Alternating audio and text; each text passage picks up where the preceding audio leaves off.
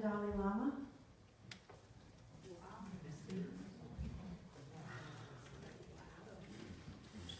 You know, I didn't officially meet him. I was there to hear him in Santa Barbara, along with Robert Thurman.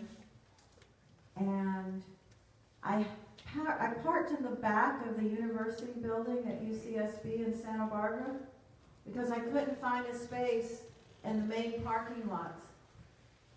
And I had to do a lot of walking to get into the front of the building. Anyway, after it was over, beautiful event, I walked back to my car in the back of the building, and there was the Dalai Lama and Robert Thurman getting into a van. And we made eye contact. And you know, it was an important eye contact. When you make eye contact with the Dalai Lama, it's not just the eye contact that says, I gotta go, I'm getting into a van now.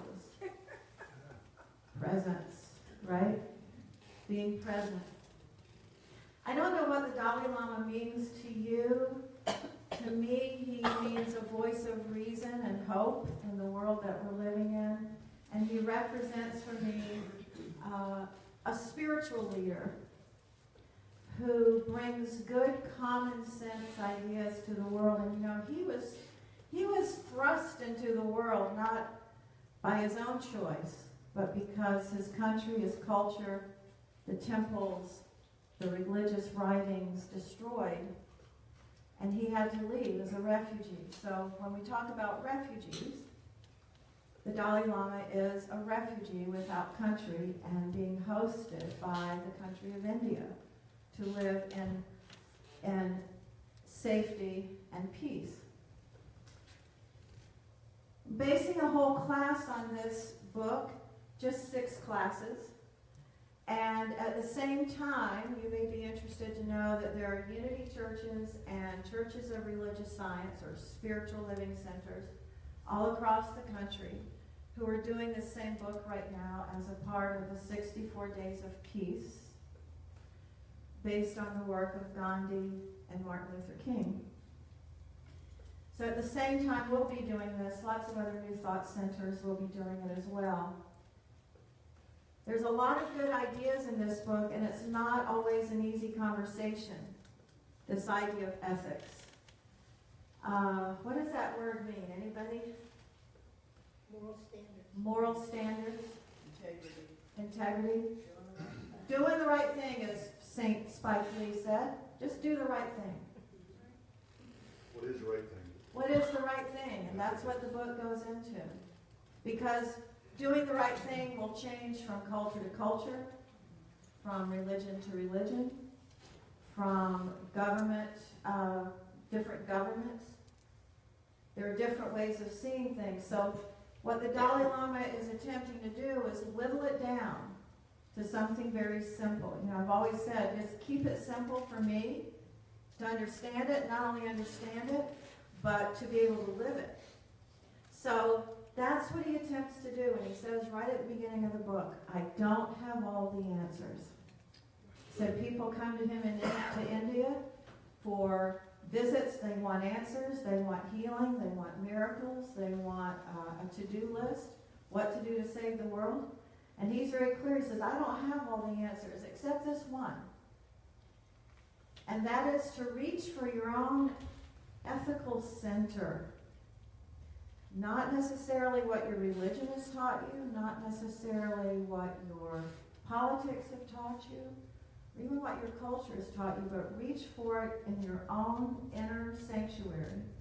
What does my inner compass tell me to do now in this moment in the world, in this place at this time? And it's not always going to be the same answer, but he has whittled it down to something very simple, and we'll get to that. Here's what he says: a spiritual revolution, which he feels is going on now, entails at the same time an ethical revolution. We revisit what we feel our ethics tell us to do, or our code, our compass. When our overall state of heart and mind involves the ordinary common sense that humans desire happiness and wish to avoid suffering, then we act out of concern for others' well-being, thus impacting our own well-being. Jesus said it a little more simply. He said, do unto others as you want them to do unto you. So in the ethics for the new millennium, he invites us to make our decisions based on others' well-being as much as we do our own. Not a new idea. It's something that's not always easy to do. I was drawn to this book because I have been contemplating for myself this human experience of what we call loss. Loss of many things. Many of us in this room have experienced loss with saying goodbye to a beloved when our beloveds pass. Many of us have said goodbye to health or financial standing. We have many kinds of losses, don't we? Loss of hope, loss of an ideal, of something we thought was a certain way, and then somehow we find out it's not that way at all. So we lose trust sometimes, loss. We experience many kinds of loss. And the Dalai Lama, he was somebody I wanted to look to because he's lost a lot. His country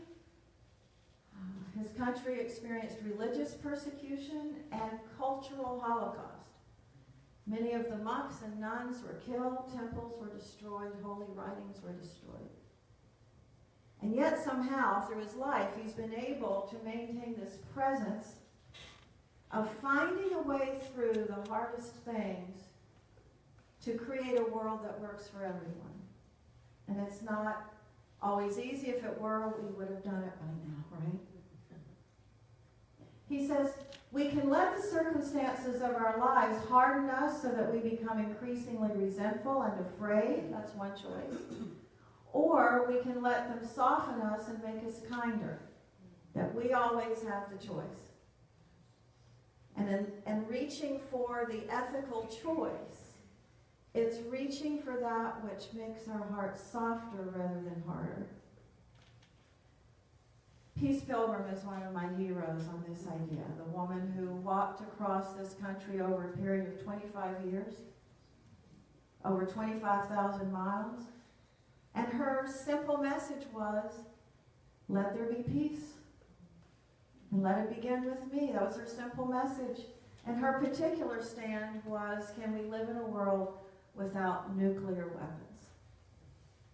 And this was a long time ago, and it's still a conversation we're having. Another hero is, anybody who can make this work? Okay. Another hero is Thich Nhat Hanh. His main message is, can we live in a world of peace where countries aren't bombing other countries? Can we live in a world where we have a concern for one another, so much so that we want to stop making war on each other? It's a simple message. Maybe not easy to do. Oh, thank you. Holy Spirit is bringing me better technology. Thank you. Not always simple, but a simple message. There we go. One of my neighbors, you may remember a few years ago, she posted on Facebook, shame on President Obama for spending Memorial Day in Japan instead of America. And so she has the right to make her voice known. And what it boiled down to is Obama was the first sitting president to visit the Peace Park in Hiroshima. He was the first sitting president to go there, to the world's first atomic bomb attack. He spoke to survivors of that attack. And he said, our visit to Hiroshima will honor all those who were lost in World War II and reaffirm our shared vision of a world without nuclear weapons. Now it gets tricky because our country has more nuclear weapons than anybody. So it gets tricky. What is the ethical, what is the center of us and what does our center say to do? We have lots of issues that we're living with right now. He even had the audacity to share a lingering embrace with a 79-year-old man who had survived the bomb attack, and he spent 35 years tracking down the relatives of American soldiers who lost their lives in that attack. And he made peace with his former enemy. One man did that. There probably were others, but this one man who happened to be there. And then Obama caught some flack for sharing a prolonged embrace with this man. So what the idea of ethics takes us to is we reach a place in our spiritual practice where we are able to set aside former beliefs, ideas that keep us separate, and take us into a place of concern for all people, even those that we feel were our enemies or still are our enemies.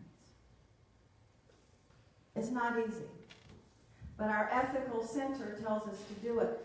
The Dalai Lama says, we want to go beyond religion. Just forget about religion, which is interesting because he's a Tibetan Buddhist, which Buddhism is not really looked at as a religion by a lot of people, but he's saying, let's go beyond religion. Let's make this a spiritual quest whereby we reach our ethical center and help to lift our world. Just forget about the religious part. Can we do that? Yes, we have. Is it time to do that? Yes. Oh, yeah. Fillmore said, we are not to be liberated through suppression or by violent overcoming, but through a steady, step-by-step demonstration over every error. So we know it gets tricky when you name something an error or bad and you name something else as good and not an error, but there comes a moment in us where we begin to reflect on the beliefs we've held for so long maybe aren't the best beliefs to take us into a future to take care of the world community. We begin to question our own beliefs. So we got to go deeper than belief. We got to go deeper than momentary ideas of what's right and wrong. We have to go to that place Rumi talks about, a field out beyond right and wrong, and act from that place. Dr. Marshall Rosenberg, we studied his book a few years ago, Nonviolent Communication. He says spirituality and social change go together. You know, for those who might say, aren't we getting a little political in the church when we talk about gun control? Aren't we getting a little political when we do things like that? And my answer to any of my loving, precious people is I see it as a human rights issue, which has nothing to do with religion or politics, by the way. It's just, somebody said it, Spike Lee, just do the right thing. Do the thing that makes the sense for the common good. So Rosenberg says spirituality and social change go together. If we're powerfully centered in our spirituality, we are much more likely to reach our social change objectives. Religion's not working anymore.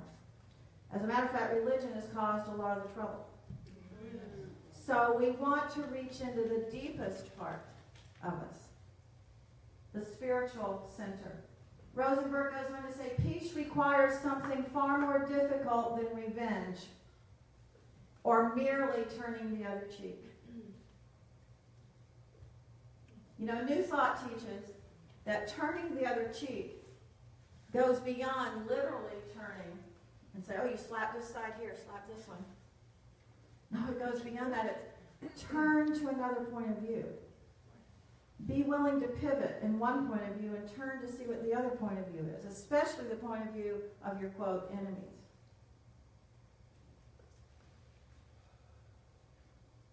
Peace requires empathizing with the fears and unmet needs that provide the impetus for people to attack each other. Oh, brother, it just gets harder and harder. I'm right. I know I'm right. I've got my list of why I'm right. Why do I need to look at your list of why you're right? You know, there's a book called The Art of War, and one of the first things in it is know thy enemy. Know what they're thinking, what's making them tick, what their hopes and dreams are, and what their goals are. Know the person that you're opposed to. Know the belief system of the people you think are causing you all the trouble. It's basic. It's common sense. Is it easy? Peace requires empathizing with the fears and unmet needs. So, here is one of the ways a 6th grade school teacher supported her kids to take a stand. You know, she said, you can walk out if you want to. This particular school, they had permission to walk out last week. But here's something else she suggested. Walk up. You can walk out if you want, but imagine walking up. Walk up to a kid who sits alone and ask him to join your group. Walk up to the kid who never has a voluntary partner and offer to be her partner. Any of you remember what that felt like when you weren't chosen? Right? Red Rover, I was always the last one. You could never get through, right?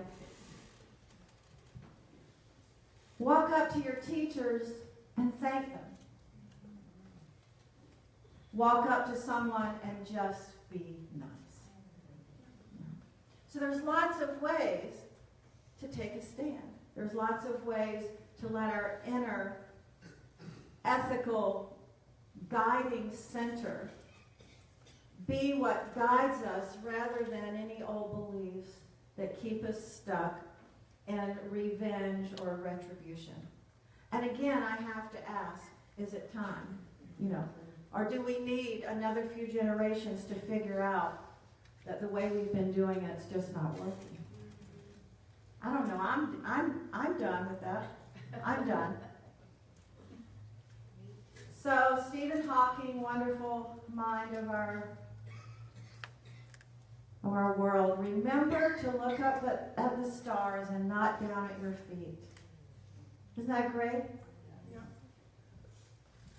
I have to imagine when he said that he wasn't only talking about literally looking up at the stars, although that's exciting.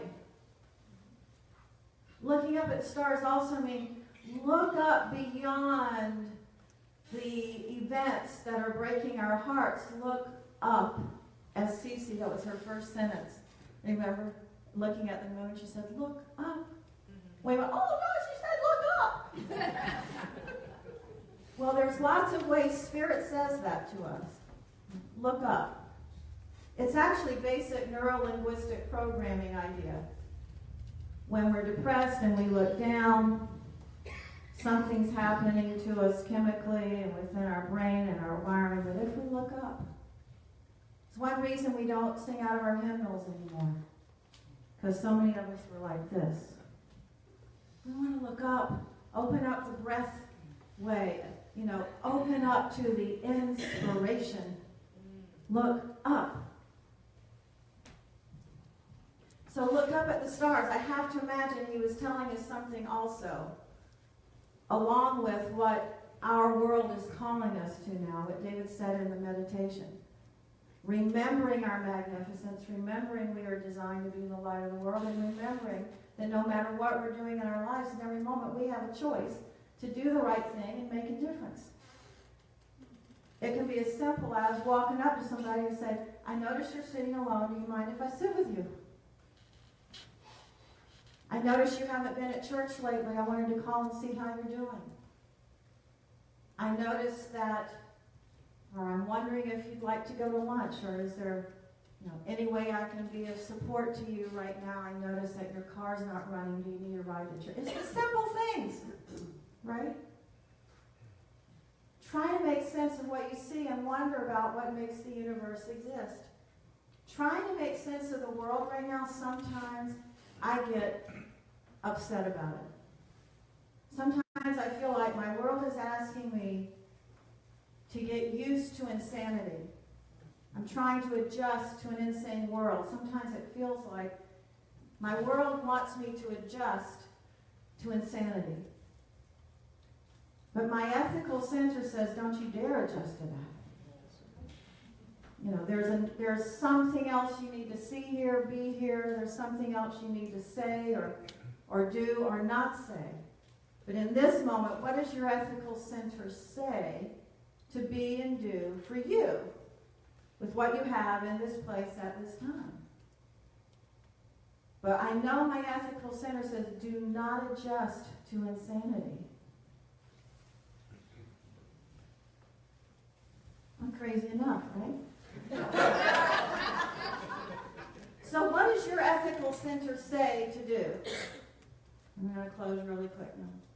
Now, what does your ethical center guide you to do? We are all guided in different ways by our ethical center. And what it boils down to is making the well-being of others as important as your own. Making the well-being of our planet as important as your own well-being. As simple as that. What does your ethical center guide you to do? Sometimes it guides you to do something that is opposed to the traditional way of thinking. In our book, we wrote a story about Dr. Stephen Jose, our friend in Santa Barbara, just very quickly. His specialty was infectious diseases at the beginning of the AIDS epidemic. And back then, the doctors, dentists, nurses, they all wore masks. Very carefully would touch the patient with the AIDS diagnosis. They wore gloves. There was a lot of fear. And in this story, you remember one of Stephen Jose's patients. Stephen went into his room and he said, I've done everything I can do for you. What does your wisdom say we should do? And this patient actually said to Dr. Stephen Jose, well, will you hold me? Now, it's a funny story because Stephen said he looked at his watch. You know, he had rounds to do. But his ethical center told him, beyond all of his medical training at that time and beyond hospital protocol, he climbed up in bed with this young man and he held him for 2 hours. Now, I don't know when the last time was your doctor did that. You know, his ethical center overrode the hospital protocol. Our ethical center will override whatever our culture, politics, religion, community, family has taught us. That's why it will sometimes be scary. So let's take a deep breath. It's not about, right now, it's not about other people arriving to tell us what to do. It's about us arriving at the center of our being and listening to our own ethical center. The center of us that guides us to put the well-being of others and our planet in a position of as important as our own well-being, concern for our own selves and our close community. It's about making our decisions for the entire community, not only a few. And it's not easy. This is why we come together in community to uplift and encourage and support one another, to be the light even when there's an energy in the world that says, don't be too bright. So we call forth that light within each one of us. We call forth that light to shine so brightly that we can no longer talk ourselves out of being that bright. We call forth the right and perfect choices in every moment, for every issue, in every dilemma. We call forth peace, peace, peace. And we say, so it is, and so we let it be. Namaste.